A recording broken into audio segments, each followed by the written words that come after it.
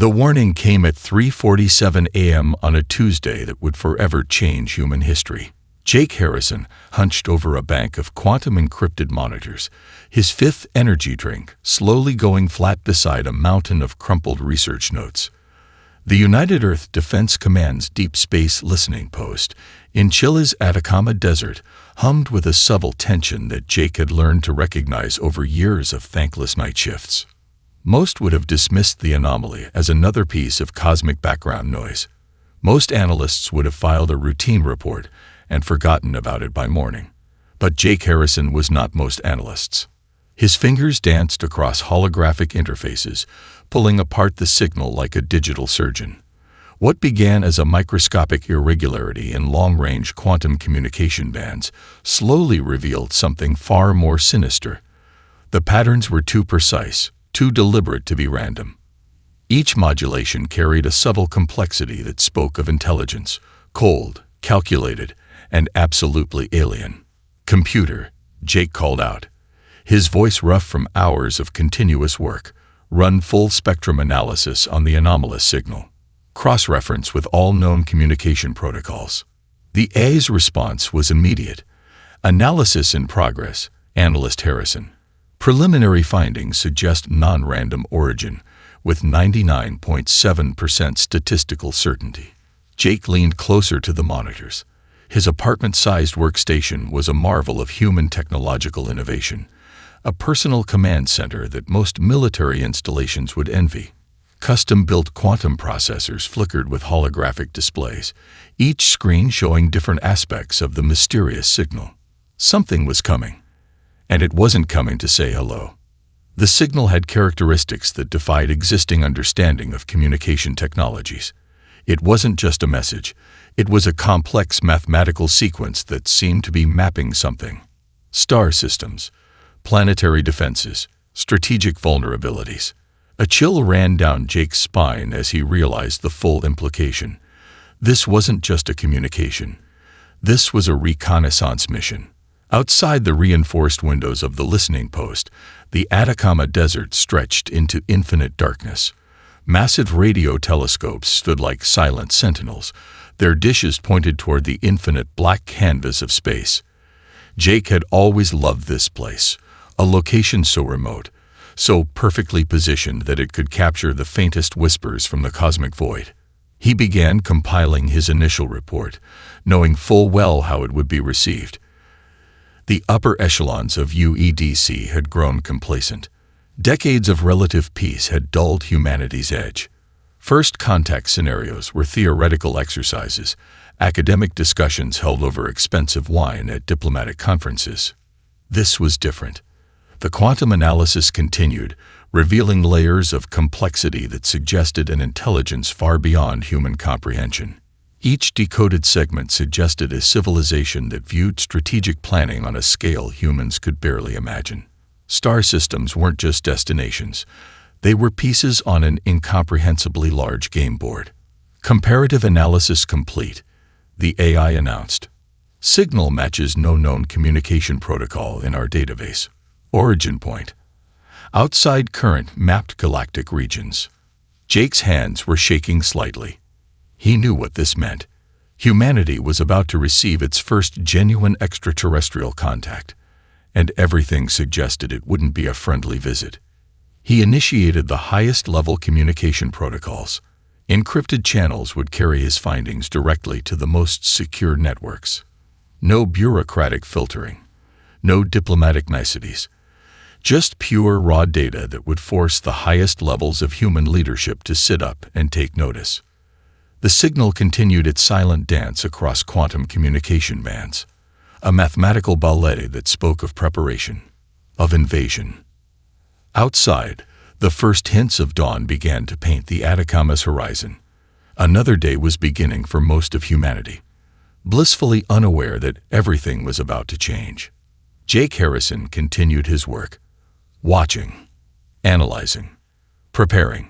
Something was coming, and humanity needed to be ready. The emergency meeting room beneath the United Earth Defense Command headquarters was a study in controlled chaos. Holographic displays flickered with Jake Harrison's decoded alien signal, casting an eerie blue light across the faces of humanity's most brilliant minds. Emily Rodriguez stood at the center of the storm, her fingers dancing across multiple projection interfaces. Her quantum engineering background gave her an intuitive understanding of the signal that left even the most senior military analysts struggling to keep up. Behind her, a wall of screens showed complex mathematical translations, each one revealing more about the impending alien threat. "This isn't just a communication protocol," Emily explained, her voice cutting through the nervous murmurs. "It's a comprehensive reconnaissance matrix. They're not just looking at us. They're mapping our entire defensive infrastructure." Michael Thompson, a retired Special Forces commander with steel gray hair and eyes that had seen too many global conflicts, leaned forward. His reputation for unconventional thinking had made him both a legend and a problem for traditional military leadership. "How long do we have?" he asked, his question hanging in the air like a physical weight. Jake's report materialized on the central holographic display. "Based on the signal's complexity and transmission rate, we're looking at approximately 7 months before a full-scale invasion begins. But that's a conservative estimate." The room fell silent. 7 months. It was both an eternity and no time at all. Buried deep beneath the Cheyenne Mountain complex, a network of research facilities that had been maintained in absolute secrecy began to hum with activity. These were not ordinary laboratories. They were the product of decades of paranoid Cold War-era planning, contingency sites designed to preserve human knowledge and technological potential in the event of a global catastrophe. Michael understood the facility's history better than most. As a young Special Forces operative, he had once been briefed on these underground research centers. They were more than shelters. They were humanity's insurance policy. "We have resources here that were considered too radical, too dangerous to ever see the light of day," Michael explained to Emily and Jake. He accessed a secure terminal, revealing layers of classified research that had been abandoned or hidden away. Quantum weapon prototypes, adaptive neural network designs, technologies that had been deemed impossible.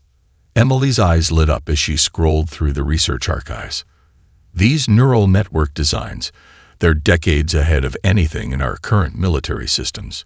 If we can adapt them to our current quantum computing infrastructure, we might have a chance. The team worked with a focused intensity that bordered on obsession. Every hour counted. Every breakthrough could mean the difference between human survival and extinction. Scattered across the globe, other hidden research facilities began to activate. In an underground complex beneath the Gobi Desert, a team of Chinese artificial intelligence researchers began integrating experimental swarm intelligence algorithms. A group of Russian quantum physicists in Siberia started recalibrating experimental particle weapon designs that had been shelved decades ago. This wasn't a traditional military response. This was a global human response. Jake continued analyzing the alien signal, creating predictive models that might help understand the incoming threat. Each breakdown revealed more about the Nexus Collective's technological capabilities. They were advanced, yes, but not invincible. "They're mathematically precise," Jake muttered, more to himself than to the others. "Which means they're also predictable. Every system has a weakness. We just need to find it." Michael watched the younger analyst's work, a small smile playing at the corner of his mouth. He had seen humanity's potential in the worst conflict zones around the world. He knew what they were capable of when truly pushed. Emily discovered something that made her entire body go still. "Look at this," she said, her voice a mixture of excitement and disbelief. "The quantum entanglement patterns in their communication signal. They're using a communication method that assumes a static response. But what if we could create a defense system that's fundamentally unpredictable?" The room began to transform. What had started as a desperate gathering was becoming something else. A revolution. A reimagining of human potential. 7 months. A countdown to either humanity's greatest defeat or its most incredible victory. The underground revolution had begun. The abandoned particle accelerator complex in New Mexico became ground zero for humanity's most audacious technological gamble. What had once been a mothballed research facility now hummed with an energy that defied conventional understanding. Emily Rodriguez stood before a massive quantum computing array, her fingers tracing holographic interfaces that seemed to breathe with living intelligence. Surrounding her, a team of the world's most brilliant minds worked with a singular purpose: to transform humanity's technological potential from defensive to revolutionary. Traditional computing is linear, Emily announced to the gathered researchers. We're building something entirely different, a system that doesn't just process information, it anticipates, it adapts. The breakthrough came from an unexpected combination of disciplines: a neural network specialist from Tokyo, a quantum cryptography expert from Berlin, a swarm intelligence programmer from Cape Town. Each brought a piece of the puzzle that, when combined, created something unprecedented. Michael Thompson watched from a reinforced observation deck. His military background had taught him to recognize potential, and what was happening in this facility was nothing short of a technological miracle. The defense systems they were developing weren't just weapons. They were living, thinking entities. Jake Harrison's initial signal analysis provided the foundational understanding. The alien Nexus Collective communicated through complex mathematical sequences that assumed predictability. Humanity would turn that assumption into their greatest weapon. The first prototype emerged as a cluster of autonomous defense drones that could reshape their quantum signature in microseconds. Traditional targeting systems would find them impossible to lock onto.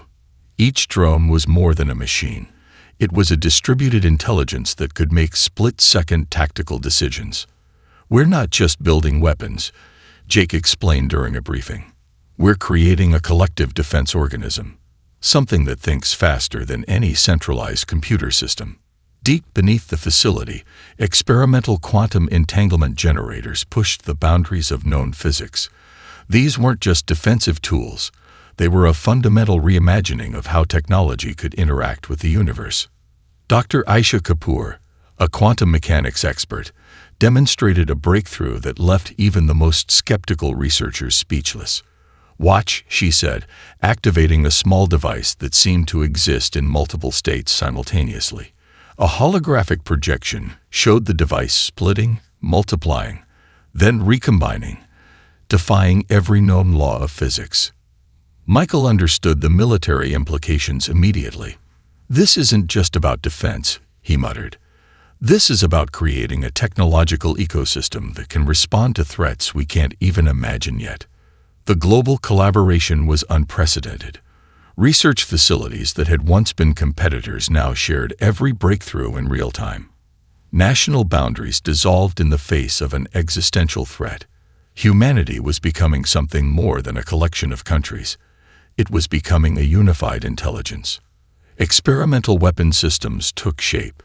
Plasma cannons that could reshape their energy output mid-flight. Defensive shields that could predict and neutralize incoming attacks before they were even launched. Communication systems that could transmit information through quantum entanglement, rendering traditional interception impossible. Emily discovered a way to create adaptive neural networks that could learn and evolve faster than any known artificial intelligence. It's not about creating a smarter computer, she explained. It's about creating a system that can think like a living organism, one that can improvise, that can surprise. The Nexus Collective's reconnaissance signals continued to stream in, providing unexpected assistance. Each intercepted communication became another piece of the technological puzzle. Humanity was learning, adapting, transforming. Jake's analysis revealed deeper layers of the alien communication. They're mathematically precise, he told the team, which means they're also fundamentally predictable, and predictability is a weakness we can exploit. By the fourth month of development, the first fully integrated defense system came online. It wasn't a weapon. It wasn't a shield. It was a living, thinking technological organism that could reshape itself faster than any threat could be conceived. Michael looked at the team, scientists, engineers, programmers from every corner of the globe, and saw something more than human potential. He saw humanity's future. They thought we were just another species to be cataloged, Emily said, her voice a mixture of determination and barely contained excitement. They have no idea what's coming. The technological leap had begun, and the universe would never be the same. The first wave of the Nexus Collective's invasion fleet arrived with mathematical precision. Thousands of crystalline ships emerged from quantum-fold space, their geometric designs reflecting a civilization that valued pure logic over organic complexity. At the United Earth Defense Command's primary orbital control center, Jake Harrison watched the incoming fleet with a calm that surprised even himself. Massive holographic displays tracked each alien vessel, the room buzzing with a controlled intensity that felt more like a scientific laboratory than a military command center. Incoming vessels, the Quantum AI announced. Preliminary count, 3,742 primary combat units. Additional support craft estimated at 1,500. Emily Rodriguez stood beside the tactical display, her fingers dancing across adaptive interface panels. The defense systems they had developed were about to face their first true test. Months of preparation, years of hidden research, decades of human innovation, all converging in this moment. "Activate quantum displacement grid," she commanded. Across Earth's orbital defense network, something unprecedented began to happen. The traditional concept of fixed defensive platforms dissolved. Instead, a living, breathing network of defense emerged. Adaptive, unpredictable, fundamentally alien to the invasion force's understanding of warfare. Michael Thompson's voice crackled over the communication channel. He was aboard the experimental defense platform US Prometheus, a vessel that was more biological system than traditional spacecraft. "All units, prepare for engagement. Remember, we're not just defending. We're teaching them a lesson." The first alien energy weapon discharge was a marvel of precision, a focused beam of quantum-compressed energy that would have obliterated any known human defensive system. But these were no longer traditional defenses. The targeted defense platform seemed to shimmer, its quantum signature shifting faster than light could track. The alien weapon passed through empty space, finding nothing to destroy. Simultaneously, a cluster of autonomous defense drones, each no larger than a human fist, began to swarm around the alien vessels. These were not ordinary drones. Each was a distributed intelligence, capable of making tactical decisions faster than any centralized computer system. They moved with a fluid intelligence that seemed almost organic, adapting their attack patterns in real time. "Energy signature analysis complete," the Quantum AI reported. Alien vessel defensive systems operating on predictive mathematical models, implementing counter-strategies. The battle transformed from a traditional space engagement to something entirely new. Human technology didn't just defend, it learned. Each alien weapon discharge was analyzed, understood, and countered before the next shot could be fired. Aboard the Prometheus, Michael watched in amazement as the defense network operated with an intelligence that seemed almost alive. Swarm drones moved like a school of fish, their collective intelligence far more powerful than any individual unit. They didn't just avoid attacks, they anticipated them, manipulated them, turned the aliens' own technological precision against them. Emily's voice cut through the tactical chatter. "Quantum entanglement fields at maximum efficiency. They can't maintain a consistent targeting solution." The Nexus Collective's first wave began to falter. Their mathematically precise attack patterns encountered something they had not predicted, a defensive system that was fundamentally unpredictable. Every time they adjusted their strategy, the human defense adapted faster. Jake tracked the battle's progression, his fingers moving across multiple holographic interfaces. "They're used to civilizations that fight with fixed strategies," he muttered. "We're showing them something entirely different." Entire squadrons of alien vessels found themselves surrounded by human defense drones that seemed to exist in multiple quantum states simultaneously. Weapons fire passed through empty space. Targeting systems failed. The invasion fleet's perfect mathematical approach began to collapse. 2 hours into the engagement, the first major alien vessel exploded, not from a direct human attack, but from its own systems becoming fundamentally confused by the adaptive defense network. Casualty report, Michael requested. The Quantum A's response was almost clinical. Human losses, minimal. Alien losses, 62% of first-wave invasion fleet. Remaining vessels initiating retreat protocols.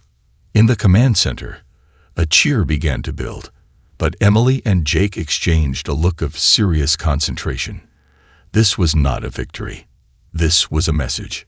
Humanity was not going to be an easy target. The first battle was over, but the war had just begun. The captured Nexus collective technology arrived at the underground research facility like the most dangerous puzzle humanity had ever attempted to solve. Entire laboratory sections were converted into high-security containment zones, each piece of alien tech suspended in quantum-stabilized force fields that prevented any potential technological contamination. Emily Rodriguez stood before a massive holographic display, her fingers tracing the intricate energy signatures of a small crystalline device recovered from the first battle. "This isn't just technology," she explained to the assembled team of researchers. "This is a language, and we're about to become fluent." Jake Harrison worked alongside her, his analytical mind breaking down the alien communication protocols. Each decoded segment revealed more about the Nexus Collective's technological ecosystem. Their systems were precise, interconnected, and fundamentally vulnerable to creative disruption. "Look at this," Jake said, pulling up a complex holographic model. "Their technological infrastructure assumes a linear progression of problem-solving. They have no concept of lateral thinking." Michael Thompson watched from the sidelines, his military strategic mind already mapping out potential applications. The researchers weren't just studying the alien technology, they were preparing to weaponize human creativity against a seemingly superior civilization. The first major breakthrough came from an unexpected source. Dr. Yuki Tanaka, a quantum encryption specialist from Tokyo, discovered a fundamental flaw in the Nexus Collective's communication network.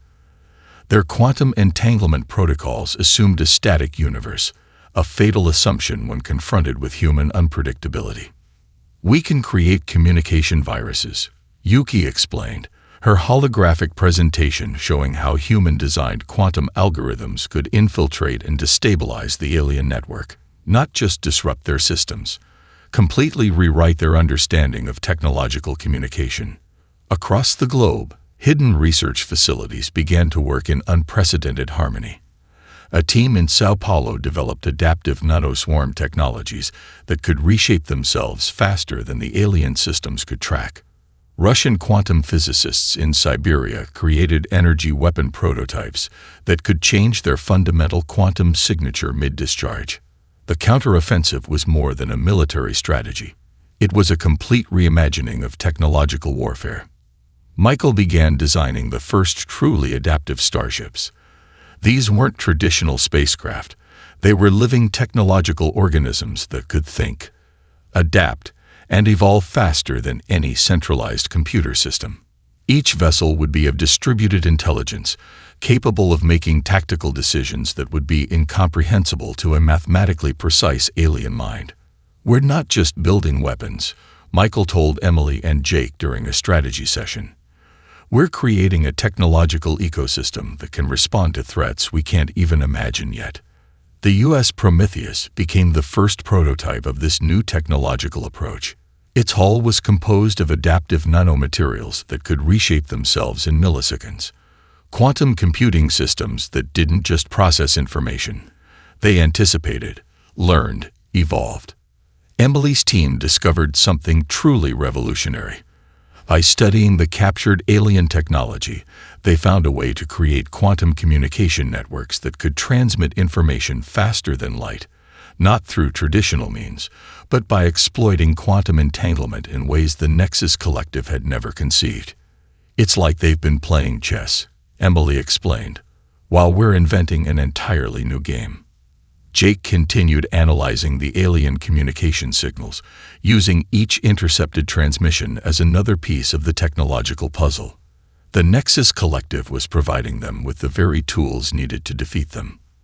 The first fully integrated adaptive defense system came online in the 6th month of development.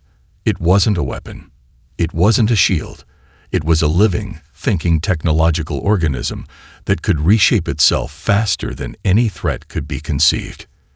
They thought we were just another species to be cataloged, Michael said, reviewing the latest test results. They have no idea what's coming. Global resources were consolidated. National boundaries dissolved in the face of the technological challenge. Humanity was becoming something more than a collection of countries. It was becoming a unified intelligence. As the counteroffensive took shape, something profound was happening. Humanity wasn't just preparing to defend itself. It was preparing to fundamentally challenge the existing technological paradigm of the universe. The Nexus Collective had made a fatal mistake. They had underestimated human potential. The counteroffensive had begun. The first extrasolar mission aboard the U.S. Prometheus carried more than advanced weaponry. It transported humanity's most audacious hope, a fundamental challenge to the galactic order that had existed for millennia. Michael Thompson sat in the command chair, his weathered hands resting on adaptive interface panels that seemed to breathe with technological life. Beside him, Jake Harrison monitored quantum communication networks, while Emily Rodriguez managed the ship's revolutionary adaptive systems. Their destination was the Nexus Collective's nearest diplomatic hub, a massive space station that served as a central meeting point for multiple alien civilizations. Intelligence suggested this was more than a military outpost. It was the bureaucratic heart of a galactic power structure that had remained unchanged for centuries. Incoming transmission, Jake announced, his voice steady. Multiple alien communication channels activating. They know we're coming. The Prometheus moved differently from any known spacecraft. It didn't travel through space so much as negotiate with it. Quantum displacement fields allowed the vessel to slip between conventional space-time constraints, making traditional tracking impossible. As they approached the diplomatic hub, the first reactions from other civilizations began to stream in. Some were terrified. Some were curious. But none were indifferent. The Krelax Confederation, a collection of silicon-based life forms that had been subjugated by the Nexus Collective for generations, watched with particular interest. Their communication networks buzzed with a mixture of hope and disbelief. "They're studying us," Emily observed, her fingers dancing across holographic displays that tracked hundreds of simultaneous communication channels. Every movement, every communication is being analyzed. Michael understood the deeper strategy. This wasn't just a military mission. This was a diplomatic statement. Humanity was announcing its arrival on the galactic stage in the most spectacular way possible. The diplomatic hub was a marvel of engineering. A massive spherical structure that seemed to defy conventional physics. Multiple species communication arrays surrounded the central complex, each representing different technological civilizations that had been part of the Nexus Collective's carefully maintained hierarchy. As the Prometheus approached, something unprecedented happened. The ship's quantum communication systems began to interface with the existing networks in ways no one had anticipated. It wasn't an attack. It was a conversation. Jake's quantum decryption algorithms began to unlock communication channels that had been closed for generations. Suppressed civilizations found their voices suddenly amplified. Hidden communication networks began to light up like nervous systems awakening from a long sleep. "We're not just transmitting," Jake said, a note of wonder in his voice. "We're liberating communication pathways." The Krelax were the first to make direct contact. Their representative, a being of crystalline complexity that communicated through intricate light patterns, reached out through the newly opened communication channels. "You challenge the mathematical certainty," the Krelax transmission read. "This is unexpected." Emily decoded the message, understanding the deeper implication. The Nexus Collective's power relied on predictability, on a universe that could be reduced to mathematical equations. Humanity represented something fundamentally different, a civilization that thrived on uncertainty, on creativity, on the ability to reshape reality faster than it could be calculated. Michael prepared the first official extrasolar diplomatic communication. It wasn't a threat. It wasn't a declaration of war. It was an invitation. "We are not here to conquer," the transmission read. "We are here to challenge, to open, to transform." Across the diplomatic hub, communication networks began to shift. Other subjugated civilizations started to see possibilities they had never conceived. The Nexus Collective's carefully maintained hierarchy began to show its first genuine cracks. Jake tracked the communication spread. "We're not just a military threat," he reported. "We're a conceptual revolution." The Prometheus itself became a message. Its adaptive technologies, its ability to exist in multiple states simultaneously, challenged every fundamental assumption about space travel, communication, and technological potential. As they completed their approach, Michael looked at his team. Jake with his analytical precision. Emily with her boundless technological creativity. They weren't just representatives of Earth. They were ambassadors of human potential. "They thought we were just another species to be cataloged," Michael said quietly. "Now they're going to learn exactly who we are." The galactic stage was set, and humanity was about to rewrite all the rules. The Nexus Collective's response was unlike anything humanity had anticipated. No longer constrained by their previous mathematical precision, they unleashed a wave of technological fury that threatened to consume entire star systems. Massive quantum weapon arrays emerged from hidden fold space locations, each capable of destroying entire planetary systems with a single discharge. These were not just weapons, they were a civilization's existential scream of rage and fear. Michael Thompson watched the incoming assault from the tactical center of the U.S. Prometheus. Holographic displays tracked thousands of incoming weapon signatures, each more devastating than the last. "They're throwing everything they have," he muttered, his voice a mixture of professional assessment and grudging respect. Emily Rodriguez's fingers flew across adaptive interface panels. The human defense network she had designed was about to face its ultimate test. "Quantum displacement grids at maximum efficiency," she reported. "We're not just going to defend. We're going to survive." Jake Harrison's quantum communication analysis revealed the deeper truth. The Nexus Collective was no longer operating on logical calculation. They were fighting with something closer to pure desperation. "Their communication patterns are breaking down," Jake announced. "They're losing their fundamental mathematical coherence. Every attack is less precise than the last." The first wave of quantum weapons struck humanity's defensive networks. Where traditional civilizations would have been instantly vaporized, human defenses did something unprecedented. They adapted, absorbed, transformed. Defensive platforms that had seemed solid suddenly became quantum fluid, allowing incoming energy to pass through without causing damage. Entire weapon discharges were redirected, turned back against their sources with devastating precision. Across multiple star systems, human and allied forces, now including the recently liberated Krelax Confederation, began a coordinated counteroffensive that defied every known principle of space warfare. The Prometheus led the charge, its adaptive technologies pushing the boundaries of what was considered possible.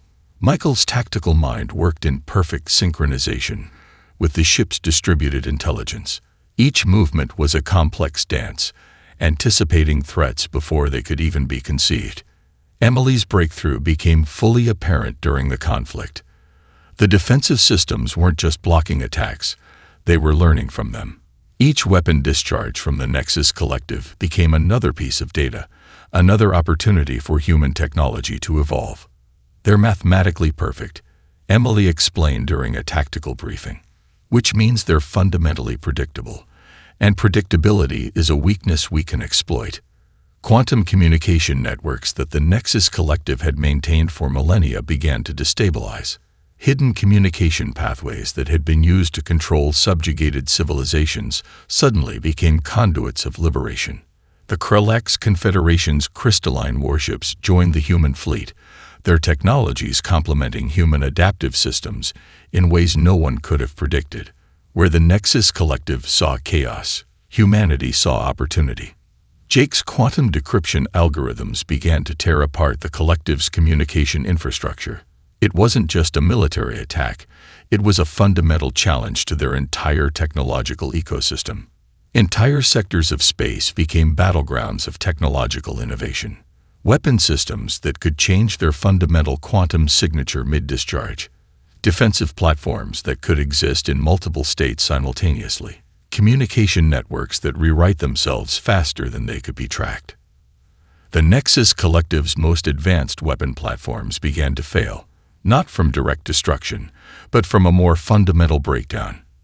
Their systems, designed for mathematical precision, could not comprehend the fundamental randomness of human innovation. Michael watched as entire invasion fleets became increasingly confused. Their targeting systems, their communication protocols, their very understanding of warfare began to collapse. "We're not just fighting," Michael said to his team. "We're fundamentally challenging their entire understanding of technological potential." Emily's adaptive defense networks reached a level of complexity that bordered on living intelligence.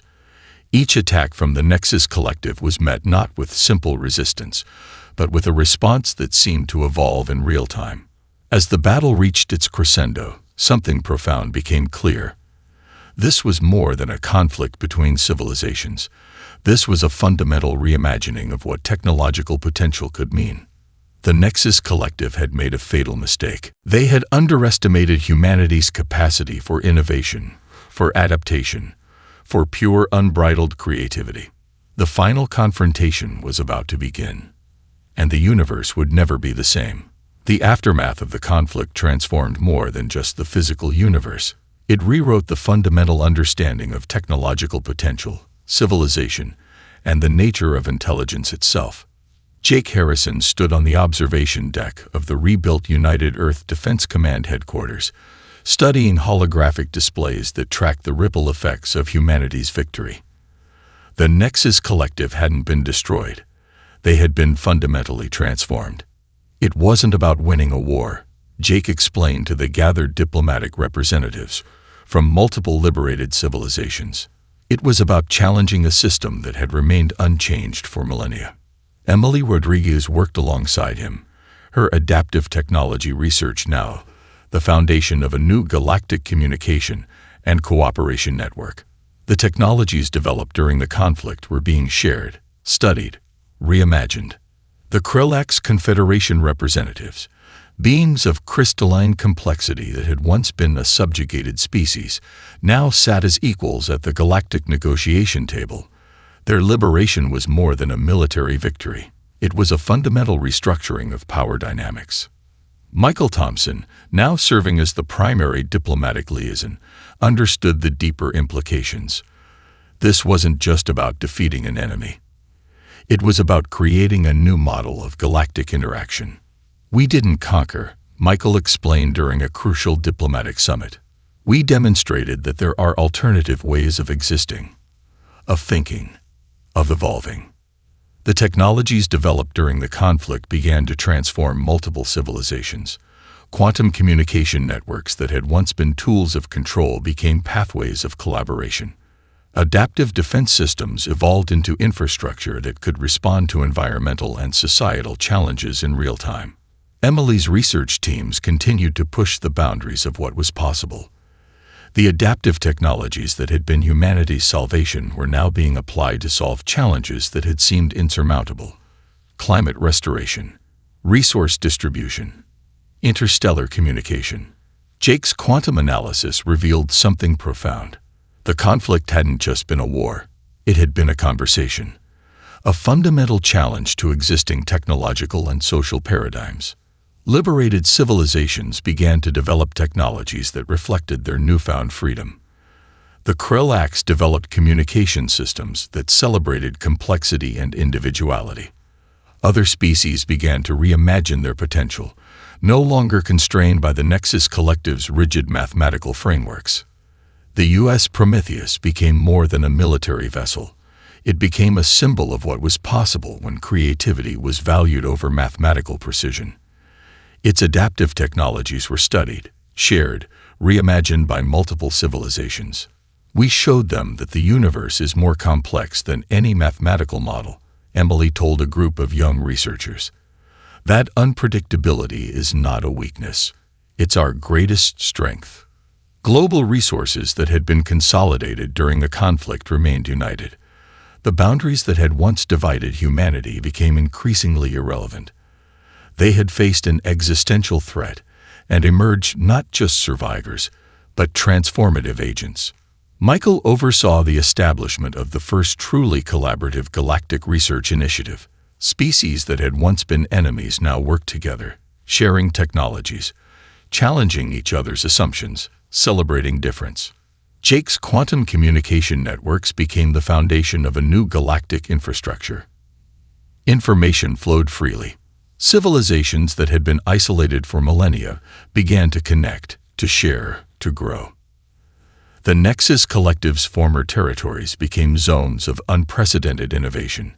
Where once there had been rigid control, now there was exploration, creativity, the celebration of potential. Emily's adaptive technology research centers became beacons of hope. Young researchers from multiple species came to study, to learn, to reimagine what was possible. We didn't just win a war, Jake would often say. We started a conversation that will continue for generations. The conflict had revealed something fundamental about intelligence. That true potential lies not in mathematical precision, but in the ability to adapt, to imagine, to challenge existing systems. Humanity had emerged not as conquerors, but as catalysts, a species that could inspire revolutionary change through creativity, adaptability, and an unbreakable spirit of exploration. The universe would never be the same, and everything was possible.